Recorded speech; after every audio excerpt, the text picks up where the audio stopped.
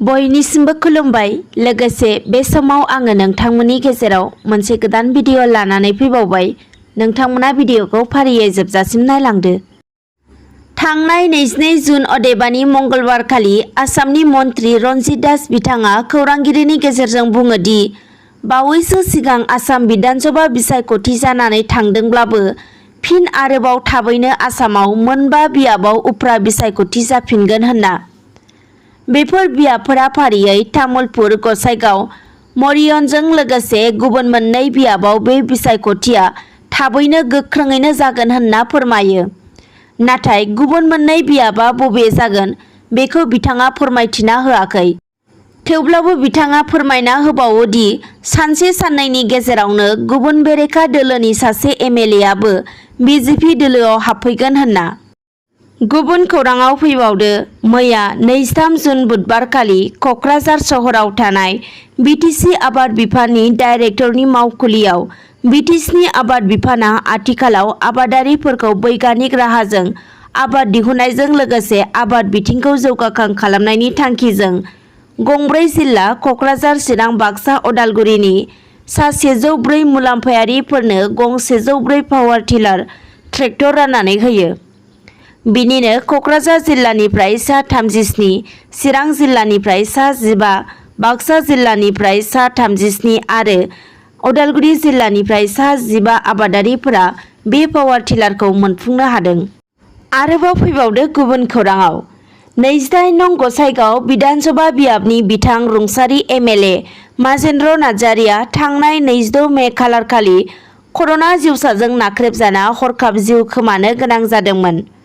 दा बिथांनि रुंसारि जानाय नखरनि सोद्रोमाफोरखौ मैया 23 जुन खालि खौरां लानो थाखाय कंग्रेस दोलोनि एमएलए बिथां आबुल कालाम रशिद आलमजों लोगोसे जादव सोरगियारि आरो बङाइगाव जिल्ला कंग्रेस दोलोनि आफादगिरि बिथां शंकरा प्रसाद बिथांमोनजों लोगोसेनो कंग्रेसनि माखासे दैदेनगिरि बिथांमोनाबो खौरां लानो फैयो। खौरां लानो फैनायजों लोगोसे बिथांमोना बिथां रुंसारि माजेन्द्र नार्जारिनि माखरसालियाव बिबार बावनानै 1 मिनिट आरजबो गाबो आरो दुखुथिया नखरनि सोद्रोमाफोरजों सावरायलायनायनि गेजेरजों बिथांमोना बुङो दि बिथां एमएलए माजेन्द्र नार्जारिनि हरखाबै रुंसारि जालांनाया गासै आसाम रायजो राजाफोरनिनो दुखुनि खौरां होननानै फोरमायो। मानोना बिथां माजेन्द्र नार्जारिया गासैबो हारि माहारिनि रायजो राजाफोरखौ समान नोजोरजों नायनानै जौगाथायनि हाबा मावबोदों आरो सासे जोबोद गुरै गोसोनि दैदेनगिरिमोन होननानैबो बिथांमोना फोरमायबावो। दानिया फैबावदो, भारत भुटान सिमनानिफ्राय सा 10 उन्दै हिनजावसाफोरखौ दुथां फालांगियारिफोरा लांखारनो नाजादोंमोन। बे समावनो बाक्सा जिल्लानि कुमारिकाटा पुलिस बिफाना खानो हादों।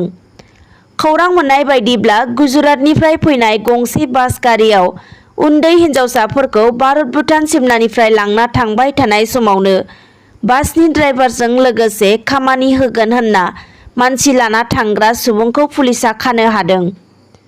मोनथिनो मोनबावनाय बायदिब्ला दुथां फालांगियारिफोरा गुजरातनि ना कम्पानियाव खामानि होगोन होननानै लांखारनो नाजादोंमोन।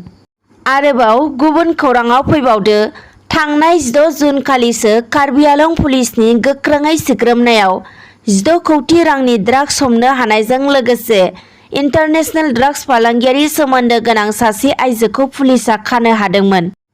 आरो बिनि उनावबो मोनफ्रोमबो जायगायावनो पुलिसनि गोख्रोङै नायबिजिरनायाव गोबां जायगायावनो ड्राग्स फालांगियारिफोरखौ हमनो हाबोदों पुलिसा।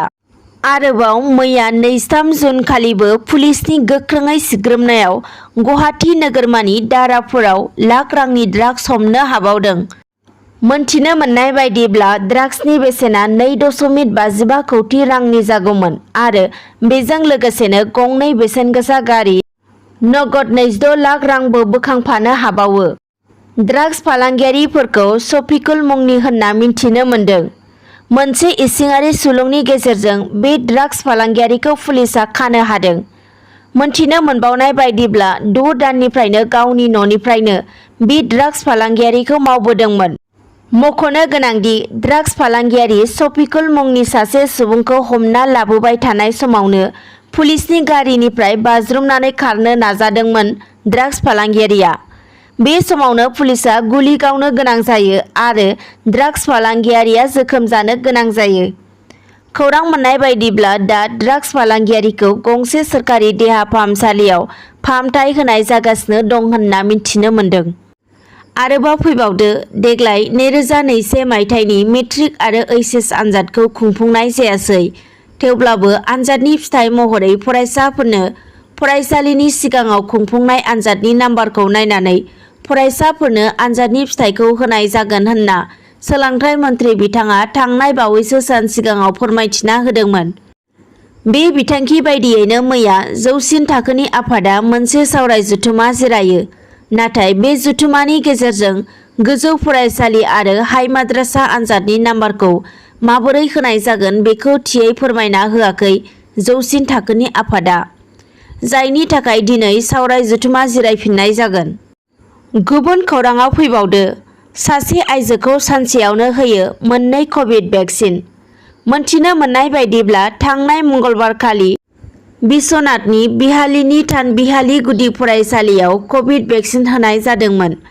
बे समावनो बे आइजोआ कभिड भेक्सिनखौ लायो आरो भेक्सिन लाखांनायनि उनाव थुलाजों बिजि थुनाय जायगायाव हुब्लिदबाय थानाय समावनो गुबुन सासे सावस्रि मावथिया फैनानै जेबो सोङा हसियानो आरोबाव कभिड भेक्सिनखौ बे आइजोनाव थुना होबावो।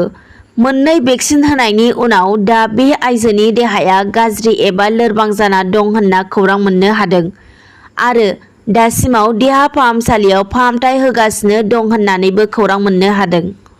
दानिया फैबावदो गुबुन खौराङाव, रायमना हाग्रा ओनसोलखौ आसामनि नेशनेल पार्क फोसावखांनायनि उनाव रायमना ओनसोलनि गं 6 गामिनि ट्राइबेल हारिनि थागिबिफोरा सिन्था जानायजों लोगोसेनो साननाय हनायफोराबो बेले-बेजे सोमजिखांदों।